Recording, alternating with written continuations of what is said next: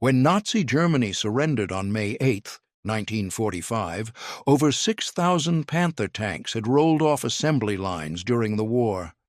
But when the guns finally fell silent across Europe, only a fraction remained operational. Hundreds sat abandoned in French fields, half buried in Belgian forests, or lined up in captured German factories. These 45-ton steel predators, tanks that had terrorized Allied forces with their devastating 75-millimeter guns and nearly impenetrable sloped armor, now sat motionless, their crews vanished into the chaos of a shattered Reich. What came next was unprecedented, a massive, secretive race between former allies to capture, study, and exploit Germany's most advanced tank technology.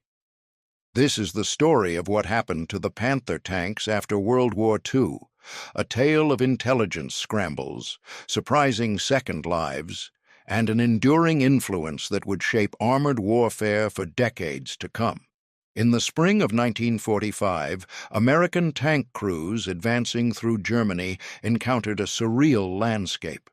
Entire columns of abandoned Panthers lined roadsides, their engines cold, fuel tanks bone dry.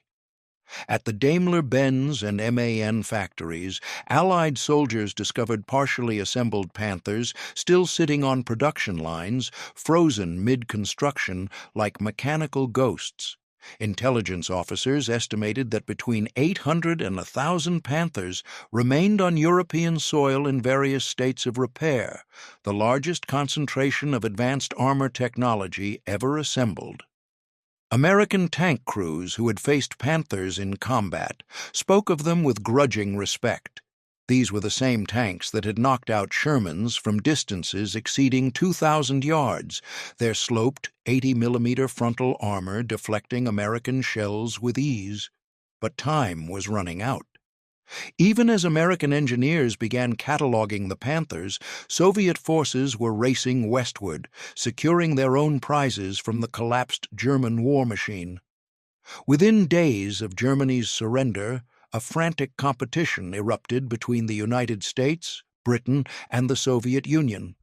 American technical intelligence teams fanned out across the Western occupation zones with urgent orders: secure operational Panthers before Soviet forces arrived and ship them back to testing facilities. The British took a bold approach. At captured German factories, Royal Electrical and Mechanical Engineers used German workers and leftover components to assemble brand-new Panthers from scratch in summer 1945. These British-built Panthers became some of the most thoroughly studied examples in existence. The technology was revolutionary. The Panther's 75-millimeter gun could penetrate 140 millimeters of armor at 1,000 meters. No Allied tank gun of similar caliber came close. American ordnance officers at Aberdeen Proving Ground received 14 Panthers for evaluation. The Soviets secured dozens more. Each nation dissected these machines with surgical precision, reverse engineering the future of armored warfare. A classified American assessment concluded that the Panther represented a significant leap forward, but noted its critical weakness. The transmission system, overworked by the tank's 45-ton weight, failed with alarming frequency. Still, the influence was undeniable. American post-war designs incorporated sloped armor concepts directly from the Panther. Soviet engineers applied lessons to their T-54 programs. The French would take their fascination even further. Of all nations that acquired Panthers after the war, France made the most dramatic use of them. French occupation forces discovered approximately 80 operational or repairable Panthers scattered across Germany. By early 1946, France had assembled enough to equip 2 full units, with approximately 50 Panthers entering service, repainted in olive drab and marked with French registration plates. For French tank crews, operating Panthers was a double-edged sword. The firepower was extraordinary, superior to anything in their inventory. But mechanical nightmares began immediately. Spare parts were impossible to source. Germany's factories lay in ruins. Engines seized. Transmissions failed. The complex suspension system became a maintenance catastrophe. A classified French report from 1947 praised the gun and armor but catalogued a litany of mechanical failures. The engine's service life was brutally short, approximately 1,000 kilometers between overhauls. Panthers suffered chronic fuel pump failures, electrical breakdowns, and steering malfunctions. Yet France persevered. In 1948, Panthers participated in military parades through Paris, symbolizing renewed military strength.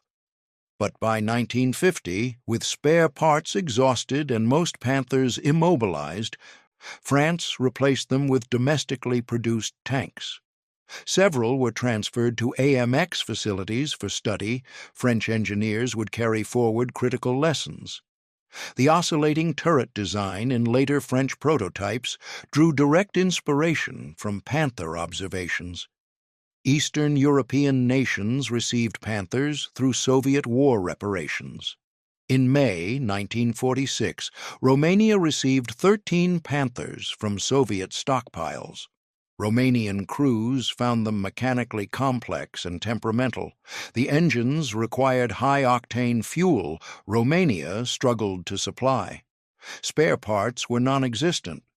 On May 1, 1948, Romanian Panthers rolled through Bucharest in a propaganda parade, but most couldn't travel more than a few dozen kilometers without mechanical failure. By 1950, with Soviet T-34-85s arriving, the Panthers became obsolete. All 13 were scrapped by 1954. Bulgaria's experience was even more remarkable. In 1945, Bulgaria received 15 Panthers from Soviet stocks. Within a year, operational Panthers dropped from 14 to 6. By 1947, only a single Panther remained working.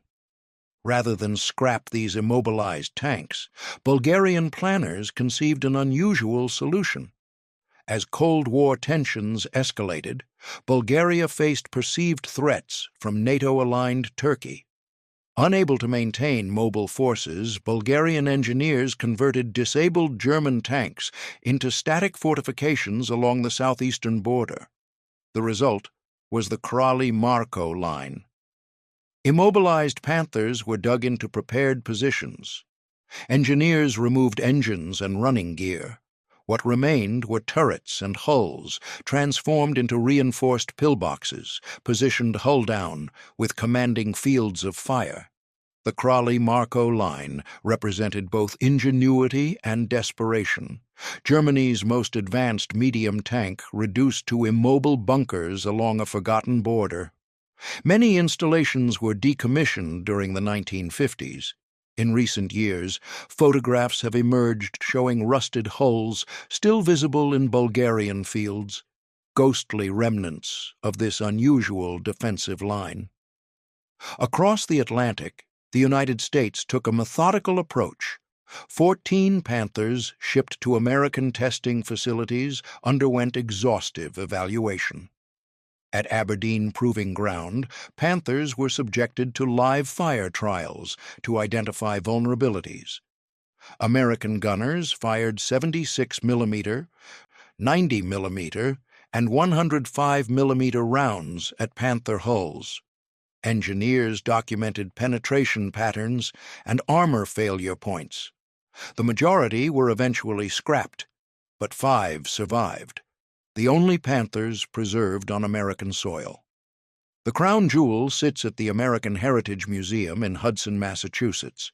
This restored AOSF-A variant features an overhauled Maybach engine, operational tracks, and functional turret traverse.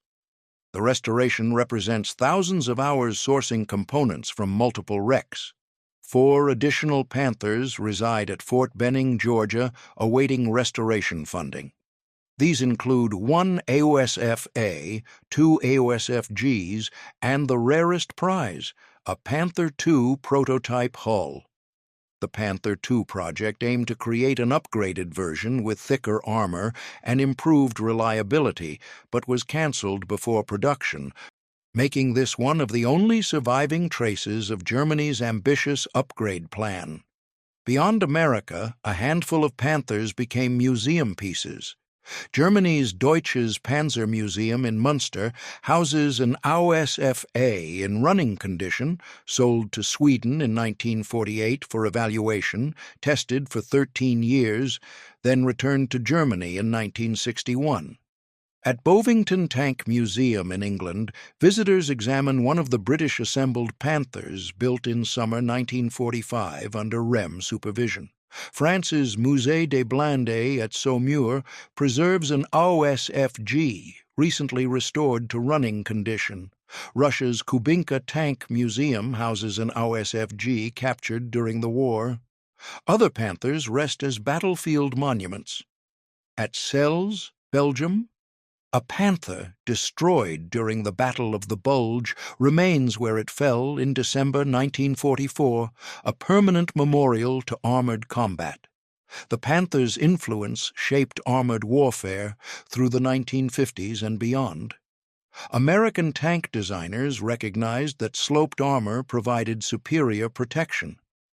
Post-war American designs, from the M26 Pershing through the M48 Patton, incorporated sophisticated sloping schemes directly inspired by German practice. Soviet engineers carried forward critical lessons. The legendary T-54, one of history's most successful tank designs, refined these concepts. France's AMX program drew extensively from Panther observations. The AMX-13 light tank mounted a gun derived directly from the Panther's 75mm weapon. The Panther had demonstrated that a medium tank could combine heavy tank firepower with reasonable mobility, a lesson pointing toward the post-war main battle tank concept. Yet the Panther's legacy also carried warnings. German engineers had pushed technology beyond their industrial capacity to manufacture reliably. Post-war designers absorbed these lessons. Reliability and maintainability became design priorities alongside firepower and armor. Today, fewer than 40 Panthers survive worldwide.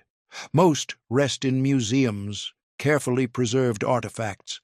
Perhaps a dozen remain in running condition, their engines capable of roaring to life during special events.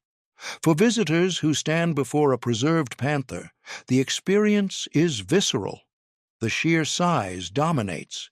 8.6 meters long, nearly 3 meters tall.